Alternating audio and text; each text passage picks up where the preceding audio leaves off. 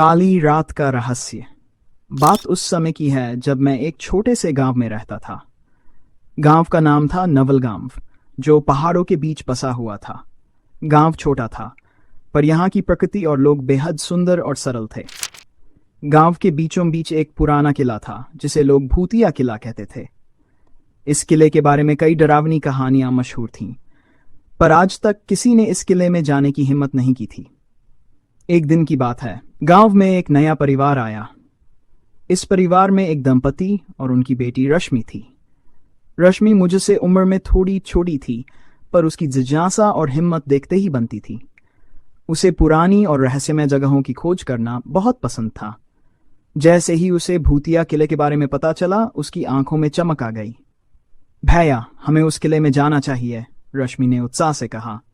मैं उसकी बात सुनकर हंस पड़ा। रश्मि, वो किला बहुत खतरनाक है। वहां भूत प्रेत होते हैं। गांव के बड़े बुजुर्गों ने भी मना किया है। भूत प्रेत नहीं होते भैया, ये सब कहानियां हैं। क्या आप डरते हैं? उसने मुस्कुराते हुए पूछा। उसके सवाल ने मेरी हिम्मत को ललकार दिया। डरता तो मैं नहीं, लेकिन सोच लो, अगर कुछ हुआ तो? कुछ नहीं होगा, मैं आपके साथ हूं, उसने कहा। हम दोनों ने तय किया कि अगली रात को, जब चांद पूरा होगा और आकाश साफ होगा, हम किले की ओर जाएंगे। मैंने एक मशाल और रस्सी तैयार कर ली। रश्मि अपने साथ एक पुरानी किताब लाई थी, जिसमें उस किले के बारे में कुछ जानकारियां थीं। रात आई और हम दोनों गांव के सभी लोगों से छिपते छिपाते किले की ओर निकल पड़े। चारों ओर घना अंधेरा था और बस हमारी मशाल की हल्की सी रोशनी थी। किले की ओर बढ़ते हुए हम दोनों की दिल की धड़कनें तेज हो रही थीं।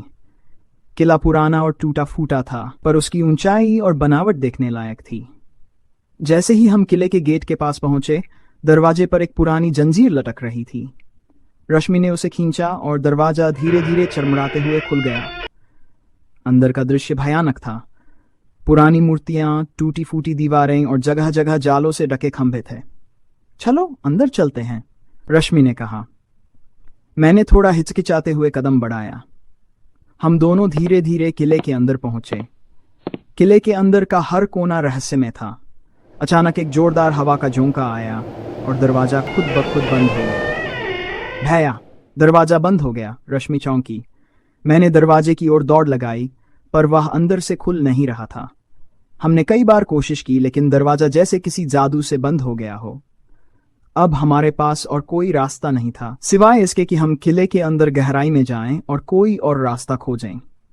हम धीरे धीरे किले के अंदर की ओर बढ़ने लगे। अचानक हमें एक पुरानी सीढ़ी दिखी, जो नीचे तहखाने की ओर जा रही थी। रश्मि ने मेरी ओर देखा और कहा, शायद नीचे कोई रहस्य छिपा हो। मैंने सिर हिलाया और हम दोनों उस सीढ़ी से नीचे उतर गए। तहखाने में अजीब सी गंध थी और हवा बहुत ठंडी हो गई थी।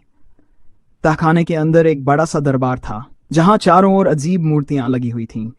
बीच में एक बड़ा सिंहासन था और उसके ऊपर एक चमकता हुआ पत्थर रखा हुआ था। ये क्या है? रश्मि ने उत्सुकता से पूछा। मैंने सिंहासन की ओर बढ़ते हुए कहा, शायद ये पत्थर ही इस किले का रहस्य है।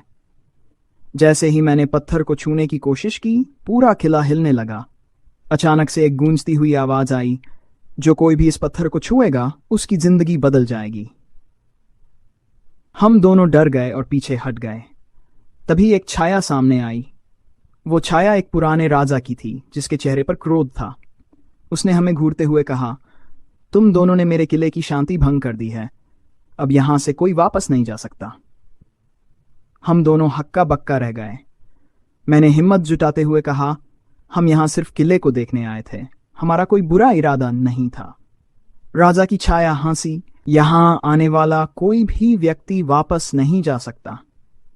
अब तुम्हें मेरी आत्मा की कैद से बाहर निकलने के लिए एक पहेली हल करनी होगी। रश्मि ने जल्दी से पूछा, क्या पहेली है? राजा ने गंभीर स्वर में कहा, इस किले में एक छिपा हुआ दरवाजा है, जो तुम्हें बाहर ले जा सकता है, पर उसे ढूंढने के लिए तुम्हें 3 संकेत मिलेंगे। हर संकेत एक चुनौती होगी। अगर तुम तीनों चुनौतियां पार कर लेते हो तो तुम सुरक्षित बाहर जा सकोगे, अगर नहीं तो तुम हमेशा के लिए यहां फंस जाओगे। हम दोनों ने एक दूसरे की ओर देखा और हमने चुनौती स्वीकार की। पहली चुनौती हमें किले के एक अंधेरे कक्ष में ले गई जहां चारों ओर आईने लगे हुए थे।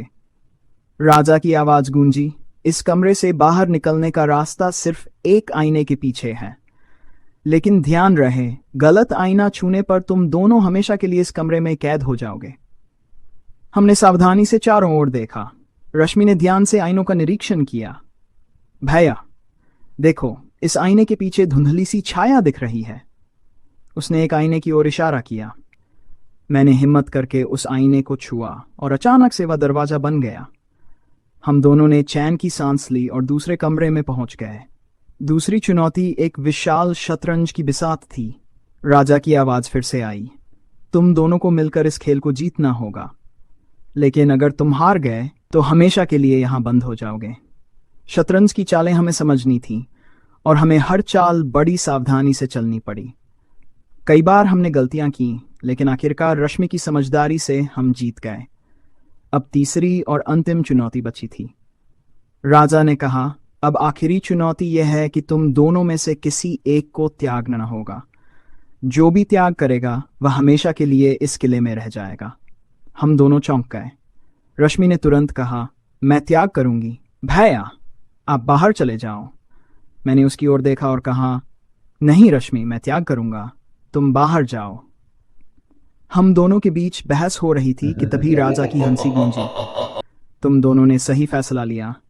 त्याग करने की भावना ही इस किले का असली रहस्य है। तुम दोनों को अब आजादी मिलेगी। अचानक से किले के चारों ओर की दीवारें धुंधली होने लगीं और हम दोनों को एक प्रकाश ने घेर लिया। हम वापस गांव के बाहर खुले मैदान में थे।